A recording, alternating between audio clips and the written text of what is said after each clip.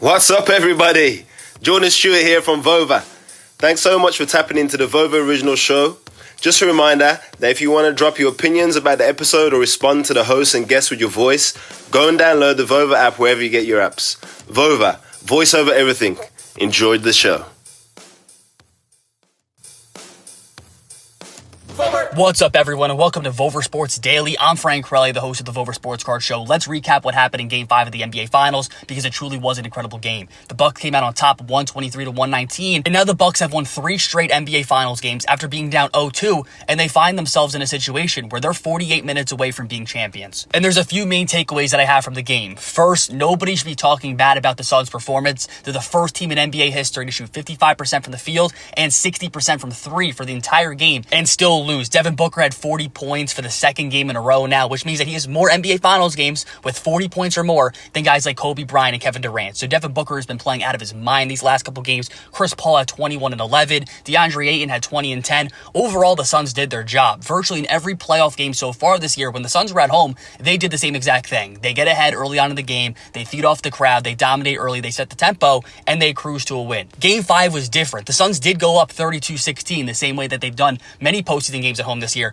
but the Bucks showed a resiliency that the other teams so far this year have not shown. The narrative around this game needs to be how amazing Milwaukee played and how they're finally playing in the postseason like everyone expected these last few years. Giannis won the MVP in 2019. The Bucks were expected to make the finals because LeBron left the East, and they lost 4 straight games in the Eastern Conference Finals to Kawhi and the Raptors to be eliminated. In 2020, Giannis won the MVP again. The Bucks were viewed as the clear best team in the East heading into the bubble, and they get upset by Miami. Bucks have had the talent. It's the fact that in the biggest moments, either Giannis or Middleton or another piece tends to come up short, and they all can't put it together in the biggest moments. This year is different, and early on in this postseason, we were seeing the same stuff. Before this finals, we were seeing Chris Middleton have a poor game when Giannis played great, or vice versa. But we look at the Bucks in Game 5, Giannis had 32, Middleton had 29, Hrelja had 27 points and 13 assists. That's the Hrelja they brought in to come win a championship. This was the first postseason game this year where all 3 players played exceptional A+ games, and it means when the Bucks are firing on all cylinders like they were, they're not beatable. The Suns shot 55% from the field, 60% from 3.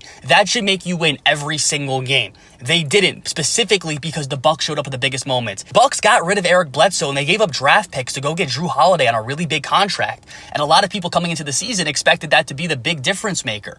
But in this postseason so far, there were a lot of moments where we were left scratching our heads saying, this isn't the Hrelja that we remember. Even in this NBA Finals, he's had some shortcomings. But with 20 seconds left in Game 5, for the ability to strip the ball from Booker in a game where you're up 1 point, to then go in transition and have Giannis get an and one lob, that shows exactly why you brought in Hrelja. Giannis now finds himself 48 minutes away from being a 2-time MVP and NBA champion with a Finals MVP by the time he was 26 years old. Just a couple weeks ago, we thought Giannis' season was over. And now in the last 4 games of the NBA Finals, he had 42, 41, 26, and 32, winning the last 3 games and making them 1 win away from winning the NBA Finals. Game 6 is going back to Milwaukee. The Bucks can end it there. And even if they lose that game, they're going back to a Game 7 where the Suns have now proven that they're not invincible at home. I don't want to discredit the Suns for their performance last night because I do think that they showed up, but the problem is in Game 3, Devin Booker showed up and only had 10 points. In Game 4, Chris Paul only had 10 points, and it created a situation where the Suns put themselves from being up 2-0 to now being tied up. And now we're looking at the series today, and even though the Suns showed up in Game 5, the Bucks outperformed them. And now the Suns find themselves in a situation where they have to win back-to-back games, which might be a tall task to ask for, given the fact that Giannis is looking like the best player in the world. So I appreciate you listening to Vover Sports Daily. I'm Hrelja, and I'll catch you next time. Vover.